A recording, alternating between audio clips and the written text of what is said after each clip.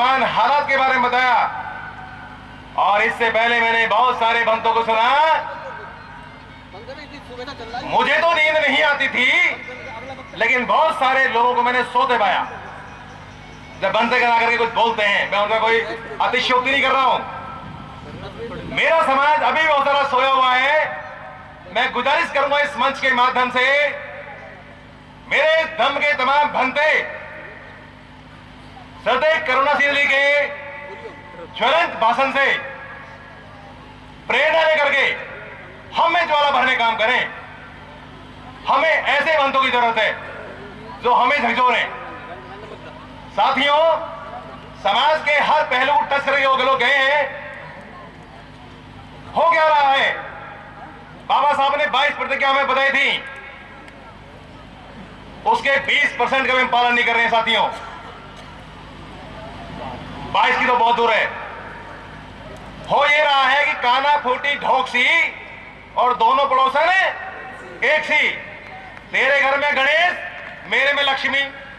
तेरे में काली, मेरे यहां तेरी फूटी मेरी फूटी। मैं साधुवाद देता हूं बौद्ध धम्म दीक्षा समारोह संघ को, जिन्होंने अथक प्रयत्नों से इतना भव्य आयोजन किया है और भारत को बौद्ध में बनाने के इस प्रक्रिया में एक आगे कदम बढ़ाया है। मैं आपसे दो बातें करूं, उससे पहले दो छोटे छोटे सवाल आपसे कर रहा हूं। कृपया बताएं, आप में से कितने लोग हैं जो बाबा साहब को अपना मसीहा मानते हैं? हाथ ऊपर कर लें। बहुत ज्यादा हैं। जो नहीं मानते हैं वो कर लें, पता लग जाएगा। कोई नहीं है, एक आदमी है। दूसरा सवाल मेरा, आप में से बौद्ध कितने हैं? एक बार हाथ ऊपर कर लें। बहुत ईमानदार लोग हैं। जो बौद्ध नहीं है उन्होंने हाथ ऊपर नहीं किया। मैंने ये सवाल इसलिए पूछा है कि मैं पेशे से डॉक्टर हूं, पशुओं का हूं। आप चिंता ना करें। जब भी हम कोई इलाज करते हैं तो पहले बीमारी जानते हैं, जांचते हैं। आज का विषय ही कुछ ऐसा है। मैं समझता हूं कि आज के विषय में हम जैसे लोगों की आवश्यकता नहीं थी।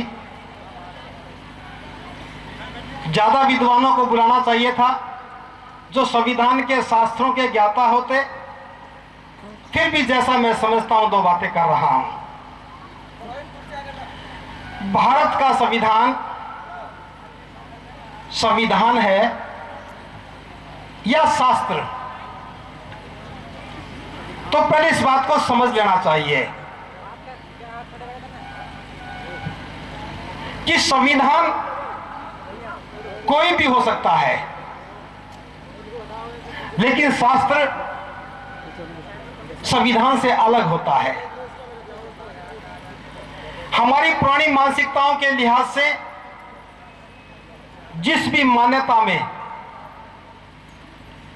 जिस भी लिखे हुए ग्रंथ में जब हमारी प्रगाढ़ आस्था हो जाती है और आस्था भी इतनी गहरी हो जाए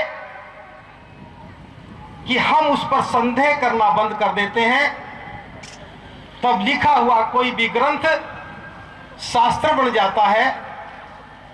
और जब किसी भी लिखी हुई इबादत को हम जान करके, समझ करके, मानव हित में उसका क्या उपयोग हो सकता है, मानव कल्याण के लिए उसका क्या उपयोग हो सकता है, जब हम उसको कानून की मान्यता दे देते हैं तब वो संविधान बन जाता है। बाबा साहब ने एनाहिलिज्म ऑफ कास्ट लेख लिखा, उसमें बाबा साहब ने इसका बहुत बारीकी से विवरण दिया है। बाबा साहब ने पूछा था कि भारत से छुआछूत कैसे खत्म हो सकती है, तो अनेक लोगों ने कहा, जैसे कि समझदार लोग करते रहते हैं, किसी ने कहा कि सामूहिक भोज करने से छुआछूत खत्म हो जाएगी, किसी ने कहा अंतरजातीय विवाह करने से जाति प्रथा खत्म हो जाएगी, जाति प्रथा खत्म हो जाएगी तो छुआछूत भी खत्म हो जाएगी। लेकिन बाबा साहब ने इन दोनों बातों को नकारा। बाबा साहब ने कहा कि छुआछूत की समस्या की जड़ क्या है?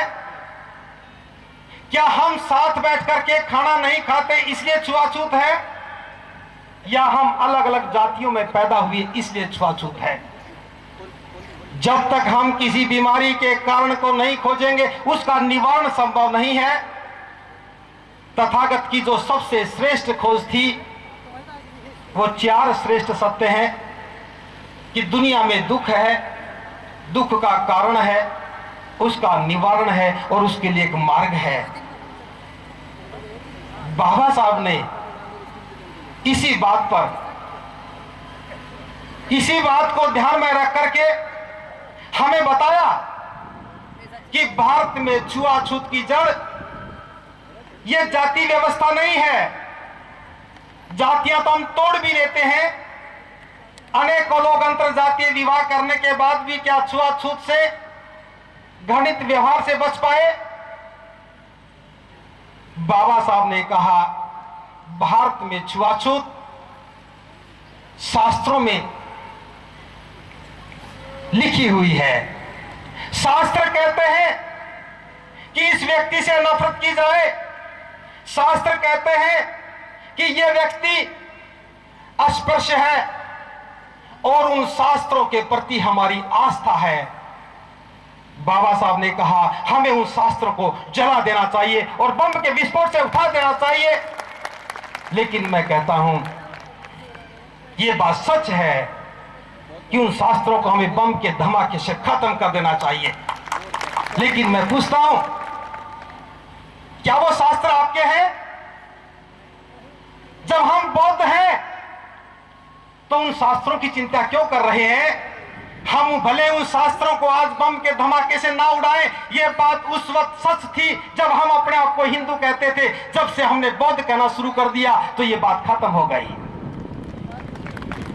लेकिन आज भी जरूरत है उन शास्त्रों के प्रति जो हमारे मन में आस्था पैदा हो गई है। हम आंखें बंद करके उनको मान लेते हैं। जो लोग ये मानते हैं कि ईश्वर है, जो लोग ये मानते हैं कि ईश्वर ने इन ग्रंथों का निर्माण किया है, आज भी अपने घर में खड़े होकर के घंटों घंटों घंटियां बजाते हैं। सोमवार और मंगलवार का व्रत करके जय भीम भी कहते हैं। उनकी मानसिकता में शास्त्रों के प्रति श्रद्धा है, उनका संविधान कभी भला नहीं कर सकेगा।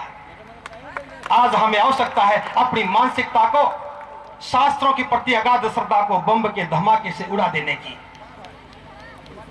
हम भेद करना सीख लें। अगर आपने ईश्वर की सत्ता को स्वीकार कर लिया, अगर आपने उन शास्त्रों के प्रति अपनी आस्था को नहीं तोड़ा, तो भारत का संविधान आपका कभी भी भला नहीं कर सकेगा। भले ही बाबा साहब ने बनारस विश्वविद्यालय में अपने जीवन का अंतिम व्याख्यान दिया था, उस वक्त भी आगाह किया था कि हमें इन शास्त्रों को बम के धमाके से उड़ा देना होगा। हम बौद्ध बन करके भी उस बीमारी को लेकर के आ रहे हैं। बौद्ध बन गए, जाटव जाटव ही रहा। घर में लड़का पैदा हो जाए तो लड़की भी जाटव चाहिए, घर में लड़की पैदा हो जाए तो लड़का भी जाटव चाहिए। मर जाए तो पता नहीं कर लगा सकता कि उसकी अस्थियां गंगा में बहाए या यमुना में बहाए। संविधान को देखिए, बाबा साहब ने हमें सीधा एक मार्गदर्शन दिया है। भारत का संविधान शास्त्र नहीं है, भारत का संविधान एक शस्त्र है, एक मुक्ति का दस्तावेज है, मानवता के कल्याण का एक मार्ग प्रशस्त करने वाला है। थोड़ा सा भेद करके देखें। जब तथागत को संबोधि प्राप्त हुई, बुद्ध बने, बुद्ध बनने के बाद जब पहला उन्होंने उपदेश दिया सारनाथ के मृगदाय वन में जाकर के, तो तथागत ने 5 परिवर्जकों से पूछा था कि हे परिवर्जकों, ज्ञान का मकसद क्या है, प्रज्ञा का मकसद क्या है। उन परिवर्जकों ने कहा, हे तथागत, हम नहीं जानते कि प्रज्ञा का मकसद क्या है, आप ही बताएं। तब तथागत ने बताया, प्रज्ञा का मकसद है अंधकार से प्रकाश में आना, प्रज्ञा का मकसद है अंधविश्वासों से बाहर निकल जाना, प्रज्ञा का मकसद है गलत मान्यता और परंपराओं को तोड़ना, और प्रज्ञा का मकसद है गुलामी की बेड़ियों को काट करके स्वतंत्र हो जाना। बाबा साहब ने तथागत की इस बात को बड़ी गंभीरता से समझा और भारत का संविधान लिखते वक्त शिक्षा को मौलिक अधिकार बनाया। बाबा साहब जानते थे आज हमारे लोगों के साथ नफरत होती है, भेदभाव होता है, जुल्म और ज्यादतियां होती हैं। इसका कारण एक ही है कि हम में अंधेरा रास आ गया है। हजारों साल से ज्ञान से दूर रहने के कारण, शास्त्रों में हमारी आस्थाओं के कारण हमें बता दिया गया कि हमारी किस्मत में ज्ञान प्राप्ति का कोई मार्ग नहीं है, जो किस्मत में लिखा उसे भुगतना ही है। एक व्यक्तित्व ने विद्रोह किया, अपने ज्ञान के बल पर ज्ञान पाने का मार्ग प्रशस्त कर दिया, और भारत का संविधान हम लोगों के लिए सुरक्षा का आयाम बन गया। जिन लोगों ने बाबा साहब की बात पर भरोसा किया उनका जीवन बदल गया, और आज भी जो लोग बाबा साहब पर भरोसा नहीं कर रहे उनका जीवन आज भी अंधेरे में भटक रहा है। तो भारत के संविधान को हमें समझना चाहिए। जो ज्ञान हमें मिला, हमें इसका उपयोग ना केवल अपने आप को बल्कि अपने समाज को अंधकार से बाहर निकालने के लिए करना चाहिए था। ज्ञान का उपयोग हमें गलत मान्यता और परंपराओं को छोड़ने के लिए करना चाहिए था। ज्ञान का उपयोग गुलामी की बेड़ियों को काट करके स्वतंत्र हो जाने के लिए करना चाहिए था। लेकिन हम सब पढ़े लिखे लोगों ने ज्ञान का उपयोग केवल और केवल रोजी रोटी कमाने के लिए किया। कोई ज्यादा पढ़ गया तो ज्यादा बड़ा ऑफिसर बन गया, कोई थोड़ा पढ़ा तो छोटी नौकरी ले गया। बस ज्ञान के उपयोग से हमने खाना खाना तो सीख लिया। भारत का संविधान क्या है इसको सोचने की जरूरत किसी ने की ही नहीं। भारत का संविधान हमें समानता की बात कहता है। मैंने पूछा है आप लोगों से कि बाबा साहब के अनुयायी कितने लोग हैं। अगर हम बाबा साहब के अनुयायी हैं तो निश्चित रूप से मैं इस बात के लिए आश्वस्त हूं कि हम बाबा साहब की लिखी हुई इबादत को समझते हैं। हम किसी से भेदभाव नहीं करते, हम सभी को समानता का व्यवहार करते हैं, सभी को समान समझते हैं, क्योंकि ऐसा भारत का संविधान कहता है। लेकिन व्यवहार में क्या हम ऐसा करते हैं? कभी चमार जाति के लोगों ने धानक जाति के साथ बराबरी का व्यवहार किया? धानक जाति के लोगों ने कभी वाल्मीकि के साथ किया? नाई तेली कुम्हार बन करके हम शास्त्रों के प्रति आस्था आज भी जता रहे हैं और फिर भारत के संविधान में अपनी मुक्ति का रास्ता खोज रहे हैं। भारत का संविधान शास्त्र नहीं है, शस्त्र नहीं है। भारत का संविधान, अगर संविधान के प्रति हमारी आस्था हो जाए और भारत के संविधान को ठीक से समझ करके हम भी अपने आचरण में उतारने लग जाएं, तो यही संविधान शास्त्र से भी दूर जाकर के शस्त्र का काम कर सकता है। और जिन लोगों ने हमारे साथ नफरत की है हम उनको जवाब दे सकते हैं अपने समाज को जोड़ करके। हम तो भूल गए, आज भी हमारी महिलाएं अभी कुछ दिन पहले ही सारा दिन भूखी रह करके चांद में पति की सूरत देख रही हैं। संविधान में लिखा है ऐसा? और सारे अंबेडकरवादियों की पत्नियां इस काम को करती रही हैं। आपकी आस्था आज भी शास्त्रों में है। जिसकी आस्था शास्त्रों में है वो संविधान को कभी भी वो दर्जा नहीं दे सकेगा और संविधान उनका कभी भला नहीं कर सकेगा। बाबा साहब ने महिलाओं की मुक्ति का दस्तावेज लिखा था, हिंदू कोड बिल। जब बाबा साहब ने पार्लियामेंट में पेश किया, देश का प्रधानमंत्री नेहरू ने आश्वासन दिया था कि बिल को पास करवाऊंगा। दबाव में आकर के वो पीछे हट गया और बाबा साहब ने देखा कि बिल गिर गया। बाबा साहब ने कहा, जिस देश की पार्लियामेंट में मैं कानून मंत्री हूं और मेरे ही बनाए कानून को देश की पार्लियामेंट स्वीकार ना करे, मैं उस पार्लियामेंट का सदस्य कैसे रह सकता हूं। त्याग पत्र दे दिया था महिलाओं की मुक्ति के लिए। अगर मैं देश का प्रधानमंत्री होकर के मैं अपनी माताओं बहनों को महिलाओं को बराबर का हक नहीं देके जा सका तो मेरे माथे पर एक कलंक लगेगा। मैं अंबेडकर भारत के संविधान का निर्माता हूं, नारी जाति का मुक्तिदाता हूं, मुझे ये पद कतई मंजूर नहीं। हमारी महिलाओं को याद रह गया करवा चौथ का व्रत करना, लेकिन भूल गई। आज जो हमारी शान और शौकत बनी है, अच्छे मकानों में हम रहने लगे हैं, अच्छा खाना खाने लगे हैं, बाबा साहब ने कुर्बानी दी थी। आज उस संविधान के प्रति हमारा क्या दायित्व बनता है। चंद लोग आते हैं, संविधान समीक्षा की बात करते हैं और हम अखबार में पढ़ करके टीवी में बैठकर सुन करके सो जाते हैं और महिलाओं को तो मालूम भी नहीं कि बाबा साहब डॉक्टर अंबेडकर उनकी मुक्तिदाता हैं। सब चल पड़े हैं अलग अलग रास्तों पर। भारत का संविधान हमारी मुक्ति का मार्ग है, हमारे मुक्तिदाता है। भारत के संविधान को समझने की आवश्यकता है। विषय बहुत लंबा है, छोटा करते हुए मैं एक छोटी सी कहानी आपसे कहना चाहूंगा। हम लोग शास्त्रों की बात करते हैं। आपने वाल्मीकि रामायण को देखा होगा, सुना होगा। उसमें लिखा है, यथा ही चोरा सा तथा ही बुद्ध से तथागतम नस्ति कर्मत्र विधि। इसका मतलब है जो बुद्ध को मानता है वह चोर होता है, उसके साथ चोरों जैसा व्यवहार करना चाहिए। रामायण कह रही है, वाल्मीकि रामायण में लिखा है जो बुद्ध को मानता है वह चोर के समान है, चोर जैसा दंड का भागी है। उसी रामायण में लिखा है जो ज्ञान पाएगा, जो संबुक जैसा काम करेगा, राजा को आदेश मिलेगा, सर को कलम कर देगा।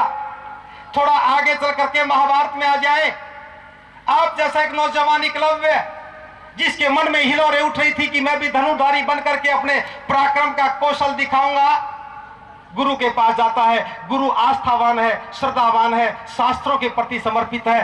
कहता है कि शास्त्र कहते हैं कि शूद्र को ज्ञान नहीं मिल सकता। संबुक की तो गर्दन काट दी और एकलव्य का अंगूठा।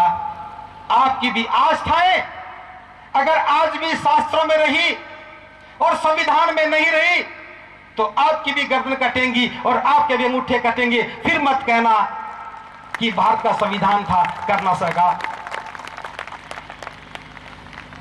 लेकिन हम लोगों ने क्या किया है, छोटी सी कहानी याद आ रही है।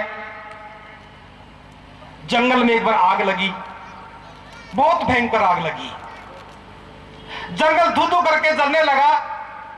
जंगल के सारे पशु भाग गए, सारे पक्षी उड़ गए, सभी अपनी अपनी जान बचाने लगे। जंगल को जलता हुआ देख करके एक चिड़िया के मन में करुणा जगी। चिड़िया से नहीं रहा गया, वह उड़कर नदी पर गई, चोंच में पानी भरा और आग पर डाला। फिर नदी पर गई, चोंच में पानी भरा, आग पर डाला। बार बार ऐसा करने लगी और इस प्रयास में आग और बढ़ गई। उस चिड़िया के पंख झुलस गए, लेकिन घायल चिड़िया फिर नदी पर गई, चोंच में पानी भरा और आग पर डाला। एक बंदर दूर बैठा हुआ देख रहा था। उसने चिड़िया से कहा, हे चिड़िया, तू पागल हो गई है, जंगल में भयंकर आग लगी है, तेरी चोंच में एक बूंद पानी आ रहा है, देख तेरे पंख भी झुलस गए हैं, तू मारी जाएगी। तेरी चोंच में आई हुई एक बूंद पानी से जंगल की आग को नहीं बुझा पाएगी। हे चिड़िया पागल मत बन, मुझे देख, मैं आराम से बैठा हूं, उस आग की तपतों से दूर बैठा हूं, अपना जीवन बचा, अपना जीवन बचा तो लाखों पाए। हे चिड़िया आग में मत कूद। उस चिड़िया ने कहा, हे बंदर, मैं पागल नहीं हूं, मैं जानती हूं कि मेरी चोंच में एक बूंद पानी आ रहा है और मेरी एक बूंद पानी से जंगल की आग को नहीं बुझाया जा सकता। लेकिन याद रखना, एक दिन इस जंगल की आग का इतिहास लिखा जाएगा। हे बंदर, एक दिन इस जंगल की आग का इतिहास लिखा जाएगा और उस इतिहास में तेरा नाम गद्दारों की सूची में आएगा। और जब उस जंगल की आग के बुझाने का प्रयासों का जिक्र होगा तो मेरा नाम सोने के अक्षरों से लिखा जाएगा। यह कहकर के चिड़िया उड़ गई, नदी पर गई, फिर चोंच में पानी भरा और आग पर डाला। उसी समय एक हाथी दूर से सुन रहा था। उसने कहा, हे चिड़िया, तूने बंदर को क्या कहा, मुझे भी समझा दे, मेरी समझ में नहीं आया। चिड़िया रुकी और चिड़िया ने कहा, हे हाथी, इस जंगल को देख रहे हो, यह जंगल हमारा आश्रयदाता है।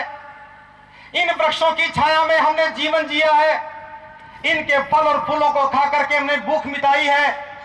आज ये हमारा जीवन दाता जंगल, आज ये हमारा आश्रयदाता जंगल जल रहा है। गद्दार हैं वे लोग जो इस जंगल को जलता हुआ छोड़ करके अपना जीवन बचा करके भाग रहे हैं। मैं तो इस आग बुझाने के प्रयास में लगी हूं। ये कहकर के चिड़िया उड़ गई और फिर नदी पर गई और आग बुझाने लग गई।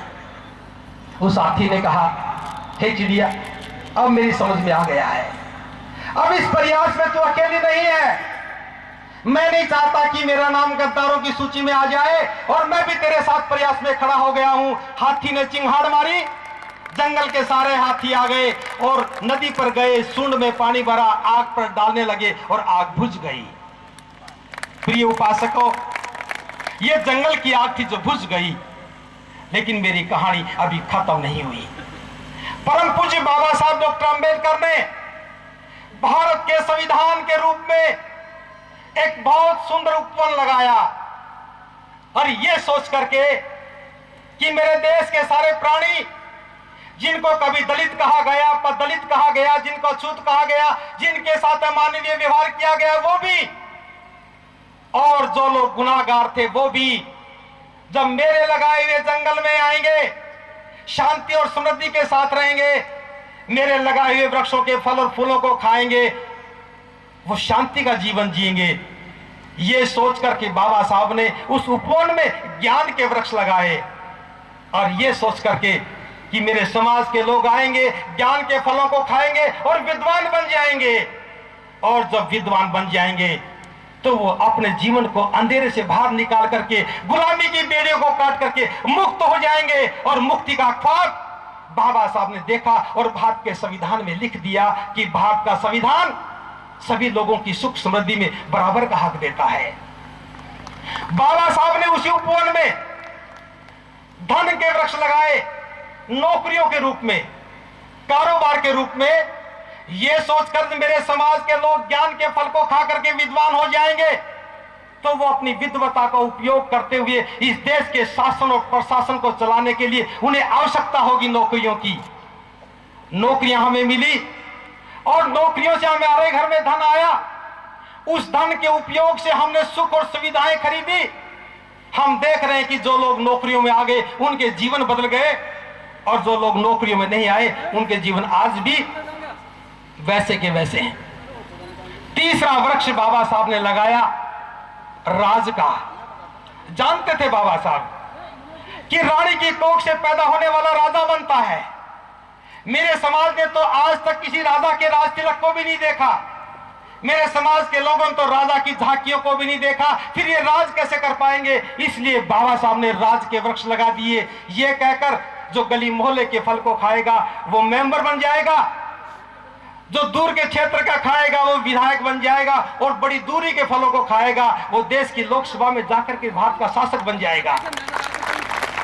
उन्हीं बाबा साहब डॉक्टर अंबेडकर ने, जिन्हें हिंदू धर्म में पैदा होने के कारण नफरत का, उत्पीड़न का शिकार होना पड़ा, महाकारुणिक तथागत के धम्म का वृक्ष लगाया और यह सोचकर, जब ज्ञान को उपलब्ध होकर के, धन को पाकर के, सत्ता की बागडोर हाथ में लेकर के जब मेरे समाज के लोग तथागत को जाकर के नमन करेंगे, बुद्धं शरणं गच्छामि कहेंगे, तो पूरा भारत बौद्ध में हो जाएगा और पूरा भारत बौद्ध में हो जाएगा। यही तो संविधान की परिसंकल्पना थी कि भारत बौद्ध में बन जाए।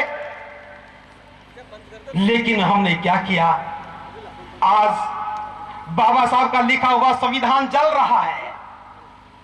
जिन लोगों ने नौकरियां ली, जिन लोगों ने शिक्षा ली, जिन स्कूलों में जाकर के पढ़ करके आए, बाबा साहब के दिए हुए शिक्षा के कानून से हमें ज्ञान मिला, जिन लोगों ने ज्ञान लिया उन्होंने अपने बच्चे बाहर निकाल लिए और आज सरकारी स्कूलों में ज्ञान की बजाय दलिया बढ़ता है। जब बच्चा घर से स्कूल में जाता है तो हाथ में कटोरा लेकर के जाता है और मां पूछती है कि बेटा चम्मच भी ले ली क्या? जब बच्चा स्कूल में जाता है, जब हम पढ़ते थे देखा करते थे कि मास्टर क्या पढ़ाएगा, और आज बच्चा देखता कि मास्टर जी क्या पकाएगा। और वही बच्चा घर में लौट करके आता तो मां पूछती कि बेटा क्या खा करके आया, और बहुत सारी समझदार मां तो ये भी पूछती है कि बेटा मेरे लिए भी लेकर के आया। गुनाहगार हैं वे लोग जो बाबा साहब के संविधान की वजह से ज्ञान को उपलब्ध हो गए और ज्ञान को उपलब्ध होने के बाद अपने बच्चों को डॉक्टर इंजीनियर बना रहे हैं, विदेश में पढ़ने भेज रहे हैं।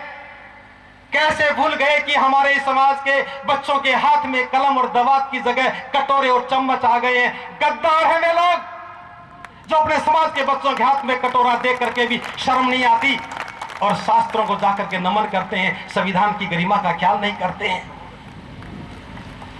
आज से 100 वर्ष पूर्व 23 मार्च 1913 में बाबा साहब को वजीफा मिला था। बड़ौदा के महाराज ने वजीफा दिया। जून के महीने में बाबा साहब विदेश गए, जुलाई में पहुंच गए थे। 100 वर्ष हो गए। बड़ौदा के महाराज के द्वारा दिया गया वजीफा जो मात्र 2 साल के लिए था, 25 रुपया महीना था, उस वजीफे को पाकर के बाबा साहब ने इतना ज्ञान हासिल किया। लेकिन बाबा साहब नहीं भूले कि मुझे वजीफा मिला और मैं पैदा भी नहीं हुआ था, बाबा साहब ने मेरे नाम भी वजीफा कर दिया। हम सबको वजीफा मिला है। भारत के संविधान के कारण हम सबको वजीफा मिला। और मैं समझता हूं किसी का घराना उच्च रहा होगा, जिन्होंने किसी की गुलामियां की होंगी, हो सकता कि वो तो समृद्ध रहे होंगे, लेकिन स्वाभिमानी लोग गरीब थे। हमें वजीफा ना मिला होता, मुझे नहीं मिला होता तो मैं भी डॉक्टर नहीं बनता, आपको नहीं मिला होता शायद आप भी ना पढ़ पाते। लेकिन हम लोग उस वजीफे को लौटाना भूल गए। हमें अपने बच्चे की फीस भरना याद रहता है और अपने पड़ोस में रहने वाले बच्चे की फीस का हम कभी ख्याल नहीं करते। याद रखना, समाज कभी भूला नहीं करता। 18 मार्च 1956 को बाबा साहब आगरा में आए थे तो उन्हीं बाबा साहब ने कहा था कि मुझे मेरे ही समाज के पढ़े लिखे लोगों ने धोखा दिया है। मैंने बड़ी मेहनत की थी। मैं सोचता था कि मैं अकेला पढ़ा लिखा हूं, अकेला पढ़ा लिखा होकर के इतना सारा काम कर रहा हूं। जिस दिन मेरे जैसे सैकड़ों डॉक्टर इंजीनियर आगे आएंगे, वो समाज का ख्याल करेंगे तो मेरा समाज तरक्की करेगा। लेकिन अफसोस है मुझे कि मुझे मेरे ही समाज के पढ़े लिखे लोगों ने धोखा दिया। और जब बाबा साहब ये बात कह रहे थे तो उनकी आंखों से आंसू गिर रहे थे। मैंने बाबा साहब की आंखों के आंसू को गिरते हुए नहीं देखा। मैं उस समय इस दुनिया में नहीं था, लेकिन आज भी उनकी आंखों से निकलने वाले आंसुओं को समझ पा रहा हूं। हम पढ़े लिखे लोगों ने बाबा साहब को उस वक्त भी धोखा दिया जब बाबा साहब थे, और बाबा साहब के जाने के बाद वो पीढ़ी भी चली गई, दुनिया से भी चली गई होगी। दूसरी पीढ़ी के लोग भी आए और वो भी बाबा साहब को धोखा देते रहे। अब तो तीसरी पीढ़ी के लोग भी आ गए हैं, लेकिन बाबा साहब की आंखों से निकलने वाले आंसुओं को कोई देख नहीं रहा है। गद्दार हैं वे लोग जो बाबा साहब के संविधान का आदेश पाकर के, छात्रवृत्ति पाकर के ज्ञान तो ले रहे हैं, लेकिन अपने समाज के बच्चों को ज्ञान देने का कोई काम नहीं कर रहे हैं। शिक्षा का वृक्ष जल रहा है। नौकरियां बाबा साहब ने दी ये सोच करके कि मेरे समाज के लोग आगे आएंगे। जिस भी कार्यालय में जाएंगे समाज के हकूकों की हिफाजत करेंगे, मेरे समाज के लोगों की सुरक्षा करेंगे। एक सैनिक की भांति योद्धा बन करके अधिकारों की पैरवी करेंगे। लेकिन आज अफसोस है मुझे ये कहते हुए, मेरे समाज का पढ़ा लिखा नौकरी करने वाला व्यक्ति सबसे बड़ा गुनाहगार हो गया। हमें नौकरी मिलती है, व्यक्ति के नाम से नहीं मिलती, समाज के नाम से मिलती है। मुझे याद है जब मैं नौकरी लेने के लिए गया था तो मैंने कहा था, I am the representative of schedule caste communities. मैं अनुसूचित जाति के लोगों का प्रतिनिधित्व करता हूं, क्योंकि बाबा साहब ने नौकरी किसी व्यक्ति के नाम से नहीं, जाति के नाम से नहीं, जातियों के समूह के नाम से दी थी। हम समाज के प्रतिनिधि बनकर के नौकरी करने जाते हैं, लेकिन तनख्वाह मिलती है तो हम बड़ी बेशर्मी से कहते हैं ये तनख्वाह मेरी। अगर कोई आयोजन करता चले जाते हैं कि हम विशाल सम्मेलन कर रहे, कुछ सहयोग करो, तो थोड़ा सा पैसा दिखा देते हैं। गद्दार हैं वे लोग जो नौकरियों में आए लेकिन नौकरियों को बचा नहीं सके। आपकी संतानें आज बेरोजगार होकर के दर दर की ठोकरें खा रही हैं।